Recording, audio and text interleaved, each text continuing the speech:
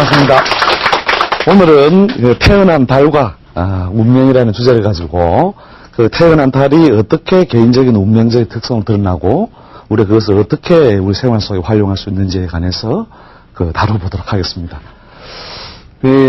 지난 시간에 우리가 먼저 태어난 해라고 하는 생명이라고 하는 것을 가지고 기본적으로 그 사람에게 크게 부여되는 환경, 틀, 이런 것에 대해서 말씀드렸었죠. 오늘은 태어난 달과 같은 것인데, 달을 중심으로 그 사람이 태어난 달이 어떻게 운명적 영향을 주느냐 하는 것을 다뤄볼 건데요. 보통 이제 팔자를 분석하는 어떤 방법에서 주로 중요하게 쓰는 어떤 도구가 그 사람이 태어난 생월입니다. 생월. 태어난 달이라고 하는 것이 기본적으로 계절적인 환경을 크게 제한하죠. 그죠? 이렇게 봄이냐, 여름이냐, 가을이냐 하는 이런 것이 결국, 봄이면 뭐가 피고요? 봄이면 꽃이 피고, 그럼 가을이면 열매를 맺고, 그렇죠? 그래서 기본적으로 그 계절에 이루어지는 어떤 기운이나 운동 방향이 여러 가지 특성을 많이 가지게 되고 개인적인 운명에도 영향을 많이 주더라는 거죠. 그래서 보통 태어난 생월 자체와 또 태어난 생일이 있겠죠, 그죠? 생일 없는 사람이 있습니까? 노래에 있죠, 생일 없는 소년, 그죠? 이 생일 다 있죠. 생일하고 생월하고 보통 관계를 비교해서 보통 흔히 격이란 말씀입니다. 격. 어떠한 격을 가지고 왔느냐. 어떤 패턴, 형태, 이런 것을 태어난 달과 날을 비교함으로써 어떻다고요? 기본적으로 어떤 조건, 어떻게 살아야 되겠구나 하는 조건을 보통 만드는데요. 이 생월이라고 하는 것 자체에서도 그 사람이 살아가는 방법이라든지 환경이라든지 특성 이런 것이 크게 부여됩니다. 그래서 태어난 달이라고 하는 것이 우리 흔히 계절적인 환경을 준다 했죠. 그죠? 계절적인 환경을 주고 어떤 자연의 기운에서 아지랑이 피어나는 이들만 문자가 나오면 어느 계절이죠? 봄이죠. 그죠? 그렇게 바로 어떤 운동 방향이라는 거죠. 운동 방향. 운동 방향을 어떻게 해요? 계절이 제한하더라는 거죠. 이게 가을에는 어떻게 해요? 가을에는 올라가요, 내려가요? 떨어지죠. 그죠? 떨어질락 잎이 없자, 그죠? 그래서 낙엽이 계죠, 그죠? 낙엽이 떨어지는 것처럼 이 운동 방향을 또 제한하게 된다는 거죠. 그래서 이제 이 계절이나 운동 방향이 그 사람에게 여러 가지 특징적인 기질이라든지 환경이라든지 이런 것을 부여하게 되는데요. 우리가 지난 시간에는 제일 큰 틀, 그러니까 봄, 여름, 가을, 겨울 해봤죠. 봄에서 어디까지요? 겨울까지. 겨울이라는 어떤 구간 사이에 어떤 변화의 어떤 운동을 가지고 그것이 개별적으로 어떤 영향을 주느냐 하는 것에 대해서 포괄적으로 쭉 제가 설명을 이렇게 해드렸었죠. 그런데 이 생월이라고 하는 것이 이제 생일하고 이제 각 개인이 생일하고 관계에 따라서 약간씩 다 사용하는 방법이 달라지긴 달라집니다만은 기본적으로 뭐냐면 부여된 환경, 형식 이런 것이기 때문에 그 형식을 어떻게 해요? 잘 이용할 때 또는 재료를 잘 이용할 때 그때 성공하기 쉽다는 거죠. 그래서 이제 이 운명의 어떤 보편적인 어떤 원리라는 것은 우리가 흔히 운명이다 뭐 이렇게 이야기하면 운명은 다 정해져 있고 사는 것이 다 내 팔자에 정해져 있고 그게 아닙니다.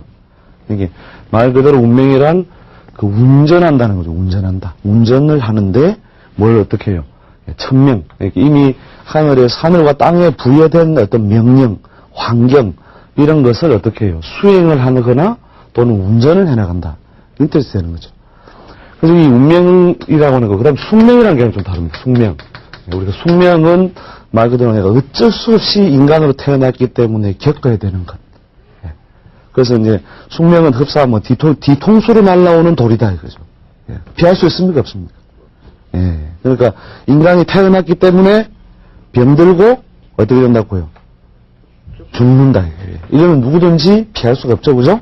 그렇게 피할 수 없는 어떤 보편적인 어떤 사항들, 그 다음에 그 사람이 타고난 어떤 강한 인자 때문에 어쩔 수 없이 피할 수 없는 어떤 환경, 이런 것들이 숙명이 되고, 대체 운명이라는 것은 이런 환경 속에서 내가 어떤 삶을 선택하느냐라고 하는 건 다분히 그 선택적인 거예요. 선택 요소가 대단히 많다는 거예요. 대단히 많아요. 이 선택 요소가 없다면 우리 여러분 이 공부할 필요도 없습니다. 이거 알면 뭐 할 겁니까? 다 짜고 치는데요. 피내라 하면서 내가 띠로 먹을게, 쌍피다 이번에는, 이런 식으로 이렇게 서로 짜고 친다면 우리가 운명학이라는 것이 학문적으로 연구해야 할 필요가 없다는 거죠. 알면 어떡할 거냐. 알아도 소용이 없다면. 근데 알기만 한다면 그것이 부여되는 어떤 원리라든지 조건을 이해한다면 얼마든지 선택 요소가 있다는 거죠. 예를 들어서 우리가 흔히 우리가 생활에서도 부부간에 본인이 이 배우자한테 큰 근심이 생기는 분이 왔다 이거죠. 그런 시기에 왔을 때 어떻게 하면 될까요? 본인이 배우자에 큰 근심이 생기는 시기에 왔을 때 이것을 어떻게 하면 피할 수 있겠다. 배우자가 없으면 되겠죠, 첫 번째. 그죠? 배우자가 없는 사람은 면제입니다. 일단, 그러니까 결혼을 안 했다든지, 배우자가 아예 없다든지, 이런 사람은 뭐예요? 배우자의 근심, 고통이 올 때에도 이런 상황과 전혀 상관없다는 거죠. 자, 그 다음에 두 번째, 있기는 있는데, 어디 있다고요? 가까이 있다, 멀리 있다. 멀리 있다, 멀리.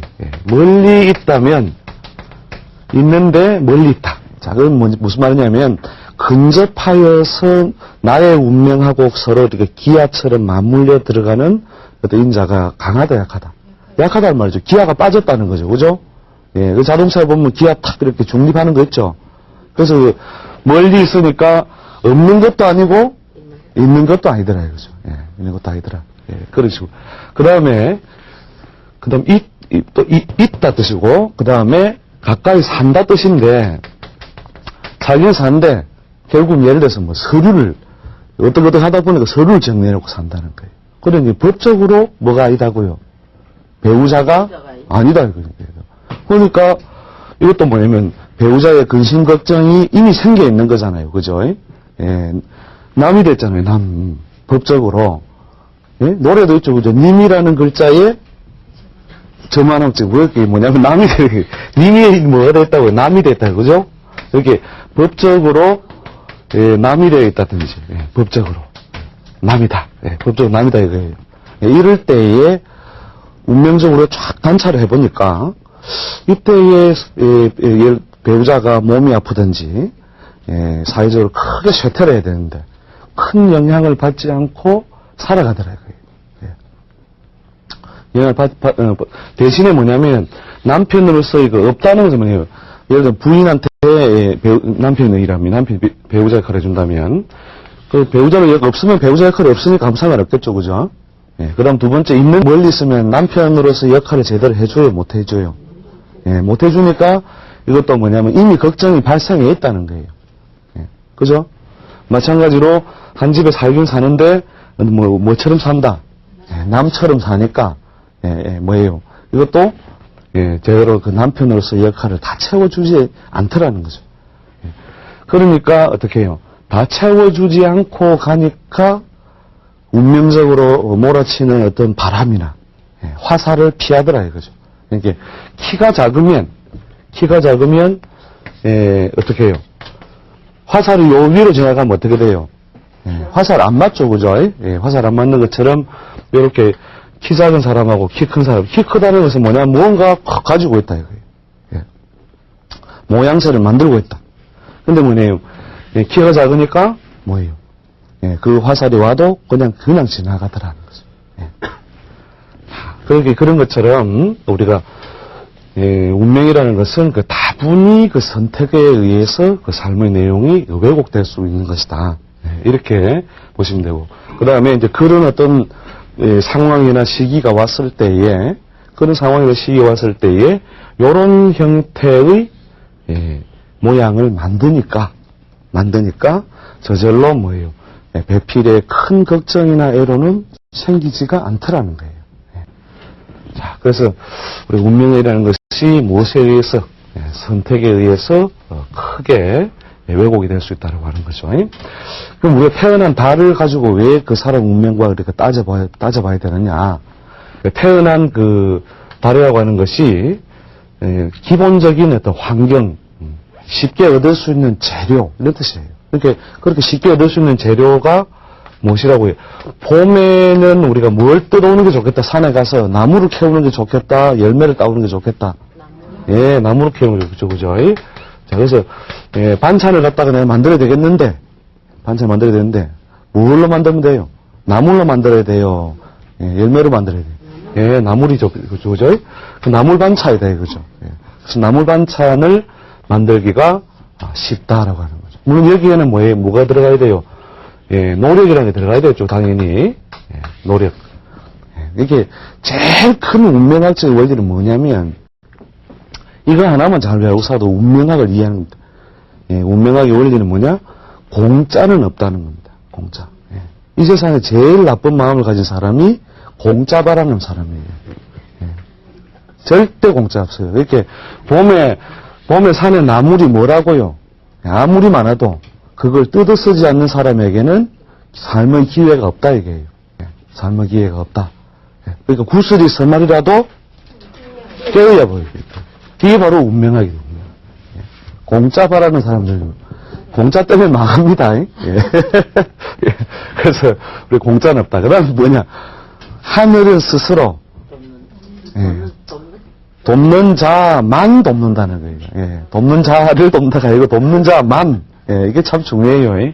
그러니까 뭐냐면 무언가 기본적으로 봄에 산에 아무리 나물이 많아도 그것도 다 내가 캐와서 내가 내 삶의 재료를 만들 때에 그것이 뭐라고요? 성공의 인자가 되는 것이다. 그래서 우리가 노력이라는 것은 기본적으로 우리가 운명학이라고 하는 것에서 기본적으로 깔려 있는 것이고, 이게 하다못해 길바닥에 쫙 기어다니는 개미들도요, 노력하며 살아요. 물론 게으른 개미도 있고, 그 안에 다 부지런한 개미도 있는데, 게으른 개미도 있대요, 실제. 게으른 개미도 있는데, 그래도 어쨌든 막 먹고 살 것이라고 막 돌아다닌다 이거예요. 사람도 마찬가지예요. 우리가 노력 안 하고 무언가 바란다는 것은 나쁜 마음을 가진 것이다. 자, 그런데 이제 우리가 노력도 뭐가 필요하다? 요령이 필요하다. 노력도 요령이. 그 요령이 결국 뭐냐? 봄에는 나물 패러 다니는 것이 좋더라 이거예요. 나물을. 자, 그래서 이제 제가 지난번 시간에 우리가 제일 기본적인 것을 우리가 태어난 그 계절에 의해서 어떤 것을 선택하는 것이 좋겠다라는 개괄적인 것을 했고요. 오늘은 태어난 그 달 중에서 주로 그 봄을 주제로 다뤄보겠습니다. 봄. 지난번 시간에 우리 봄이라고 하는 포괄적인 주제를 가지고 한번 쭉 설명해드렸죠. 자, 봄은 어떤 기운이다? 오르는 기운이다? 내리는 기운이다? 오르는 것의 기운이다. 이거죠. 싹을 틔운다? 싹이 떨어진다? 싹을 틔워 오르는 거죠. 그죠? 그 다음에 뭔가 하려고 계획을 세운다, 정리를 한다. 그렇죠. 그러니까 계획을 세우고 뭔가 새로운 것을 뭔가 기획을 하고. 그 다음에 하루로 치면 하루에 봄이 언제냐면 아침이다 이거예요. 아침. 우리가 아침이 되면 어떻게 돼요? 누웠던 것도 일어서죠. 그죠? 누웠던 것도 일어서죠. 요새 안 일어서는 사람들도 간혹 있어요. 해가 중천에 떠야 일어서는데 아무튼 누웠던 것도 이렇게 세워주는 것이 하루의 아침의 기운이다. 이거죠. 이게 봄의 동작을 우리가 이해하려면 하루에서 아침의 기운도 이해하면 됩니다. 그래서 아침이 되면, 그 다음에 일어나면 뭐 해요? 일어나면 뭐 합니까? 세수하고, 그렇죠. 청소하고 밥하고, 그 다음에 옷 챙겨 입고, 그렇죠. 사회활동을 이제 준비를 하죠. 그죠? 사회활동을 하는 준비. 이게 준비다, 이게 준비. 그 다음에 밖에 나가려면 뭐예요? 옷을 입어야 돼요? 벗어야 돼요? 입어야죠. 옷을 입는다. 그러니까 뭐냐면, 무언가 장식하고 꾸밀 일이 있다는 거예요. 그죠? 그러니까 장식. 그러면 이 장식을 하는데 뭐가 주로 제일 되느냐? 입는 데 들어가는 게 의류. 그죠? 장식 이런 거 들어겠죠. 그죠? 그래서 장식, 의류. 이런 쪽과 뭔가 의미가 통하는구나. 그죠? 그 다음에 아픈 몸이 어떻게 돼요? 아픈 몸이 아침이 되면 그렇죠. 일어나죠. 그죠? 이게 뭔가 약 종류하고도 의미가 통하겠구나. 그죠? 그 다음에 예, 사람의 인생에서 그 봄은 뭡니까? 예, 사람이 아주 젊은 사람의 나이를 무슨 뭐랍니까? 28? 네, 청춘, 그죠? 청춘이라고 하는 것을 왜 말하느냐, 청춘. 청춘이라는 것이 어렸을 때의 어린 사람들의 어떤 그 삶의 어떤 과정, 모양, 이런 것이 뭐라고 했죠? 예, 봄의 기상과 같다는 거죠. 그래서 항상 봄은 뭐예요? 새로운 희망이나 미래에 대한 꿈으로 가득 차 있다. 이게 꿈이 많다 적다. 자, 아침에 밖에 나갈 때 뭔가 희망과 꿈을 가지고 간다 이거예요. 예. 자, 그 다음에 어렸을 때 우리 청춘의 세월에 꼭 놓치지 말아야 할 것이 뭡니까? 청춘의 세월에 공부를 열심히 해야 돼요. 돈을 열심히 벌어야 돼요. 또 공부 열심히 해요. 공부. 예. 무슨 교육. 예? 공부를 한다 이거죠. 예? 예. 그 다음에 우리가 어떤 일을 만든다고 할 때, 자, 설계를 하는 시간이다, 마무리를 짓는 시간이다.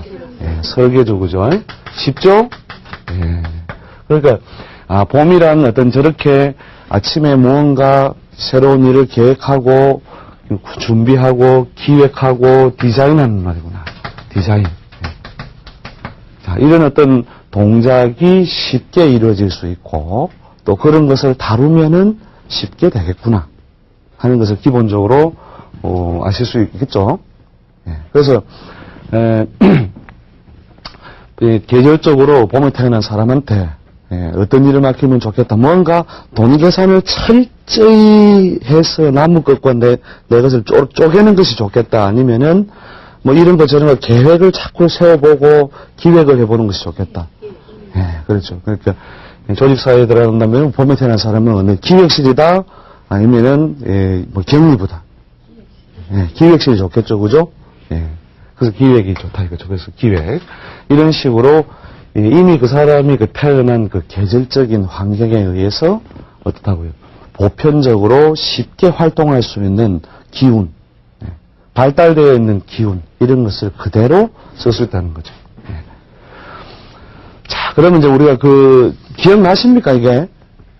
이게 사실 지지난 시간에 아주 강조를 많이 해드렸는데, 보통 저 방송 보실 때는, 막 그런갑다, 이렇게 하시고 그냥 돌아서면, 카더라, 하지.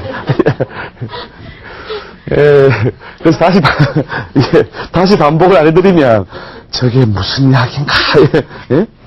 그래서 하도 이제, 그 말은 무슨 말이냐고 물었어요. 사실은 이제 유심히 안 보시니까 사실 그렇게 돼. 그래서 제가, 지나간 것도 약간씩 제가 요약을 해드리는 거죠. 예. 그래서 오늘은 이제 뭐냐면, 태어난 그 달, 정말로 그 사람 태어난 음력으로 봄에 해당하는 달이 어디입니까? 정월, 그 다음에 2월, 3월. 자, 정월, 3월이 보통, 우리 봄에 속하는 계절들이 되는 거죠. 근데 보통 팔자를 분석하는 데서 보편적으로 기준으로 삼는 것은 이 음력의 그 날짜가 아닙니다. 우리가 금음에서 금음까지 그 달이 다시 금음에서 금을 돌아올 때까지 우리가 흔히 음력을 그 전에 쓰고 있지만 이 팔자를 분석하는 데서는 정확하게 이 음력 날짜에 의한 것만 쓰는 것이 아니라 절기, 어떤 절기에서 어떤 절기 사이에 실제로 기운이 어떻게 바뀌느냐가 중요하다는 거죠. 그러니까 예를 들어 하지동지도 우리가 하나의 절기인데 하지에 어떻게 해요? 하지부터 뭔가 해가 제일 길었다가 이제 그 다음부터는 해가 짧아지죠. 예, 해가 짧아지는 것처럼 그렇고 그 다음에 아무리 매미가 맹맹맹맹 울어도 입추가 지나면 어떻게 돼요? 그 매미 목소리가 힘이 빠진다니까요. 예, 보통 그 입추 전에는 우리 가을 되면 뭡니까? 가을이 이제 입추 다음에 바로 말복이 오죠, 그죠? 예, 말복 전열흘이 중복, 그 다음 초복 이렇게 하죠. 그래서 입추의 계절에 들어오니까 입추 지나고 말복 지나고 나니까 이제 매미가 엄청나게 시끄럽죠. 그 입추 전에도, 그죠? 예, 막 그냥 어디 거리고 어디고 산이고 할 것 없이 막 매미 소리 맴 합니다. 근데 그렇게 하다가 입추 지나서 한 며칠 지날 때까지는 계속 그 매미 소리가 맴 하다가 며칠 지나고 더 지나고 나면은 이상하게 그 끝이 힘이 없어요. 매마다 금방 탁 끊긴다니까요. 칼락칼락거리죠. 그게 뭐냐, 이 절기의 전환이 지상에 있는 뭔가 자연의 기운의 변화를 중요하게 표시해주는 구간이더라는 거죠. 그래서 늦여름 매미 아무리 해도 입추가 지났다면 걱정할 필요가 있다 없다? 예, 걱정할 필요가 없습니다. 왜냐하면 맨날 며칠 밤만 지나고 나면 그 시끄럽던 매미들이 어떻게 해요? 안 울더라 이거예요. 이제 그 시끄럽던 매미가 어느 날 찬바람 한 번 두 번 불기 시작하니까 온데간데 없이 매미 소리는 가더라는 거죠. 자, 그래서 이제 이 절기를 기준으로 보통 그 사람에게 부여되는 어떤 기운이 더 많다고 보는 거죠. 그래서 정월의 기준을 팔자를 분석하는 어떤 측면에서는 음력 1월 1일부터 삼는 것이 아니고 그 흔히 그 입춘 들어보셨죠? 입춘. 입춘. 입춘 2월의 절이 뭐냐면은 경칩이에요. 경칩도 아시죠? 그 다음에 3월은 청명. 그 다음에 4월은 입하입니다. 입하. 여름에 들어오는 거죠. 그래서 입춘에서 경칩 사이. 입춘에서 경칩 사이에 태어난 거. 보통 양력으로 한 사람은 보통 입춘 2월 4일에 되는데 2월 4일에서 보통 3월 5일 또는 6일 이런 데 걸립니다. 3월 5, 6일. 그 다음에 청명이 양력으로 보통 환산하면 4월 6일에서 4월 7일 요 사이 많이 걸려요. 그 다음에 5월 8일, 5일, 7일, 8일 이렇게 많이 7에서 막 9일까지도 걸립니다. 우리가 역법상에 약간씩 차이가 있기 때문에 여기 이제 양력 날짜로 치면은 양력 치면 2월 4일에서 보통 3월 5, 6일 요 사이에 태어났을 때 어떻게 해요? 실제로 음력 정월에 태어난 기운과 비슷하게 그 사람의 그 운명적인 특성이 많이 지워진다는 거죠. 그리고 이제 음력 2월의 기운은 실제로는 생일 자체는 음력 1월생인데도 경칩이 지나서 청명의 사이에 태어난 사람. 이렇게 양력 날짜로 예를 들어 3월 한 15일이다. 3월 17일이다. 그 당시 그 본인이 태어났을 때의 그 양력 날짜가 있겠죠. 그때의 날짜가 거기에 해당될 때, 실제로는 음력 2월의 기운이고, 실제 이제 이 달력에서는 이제 음력 정월 2월 3일인데만은, 우리가 자연의 어떤 기운상으로는, 자축인묘 지날 때, 입춘에서 경칩 사이의 기운을, 범인자로 씁니다. 범인자. 인월이다. 범인. 자축인 들어보셨죠? 자가 이제 동짓달이죠. 그죠? 동짓달부터 시작해서, 축이 섣달이고, 그 다음 인이 정월달입니다. 흔히. 그래서 입춘의 경칩 사이에 이 범인자가 활발하게 자연의 어떤 기운이 되는데요. 이 이제 범인자가 어떻게 작용을 하느냐.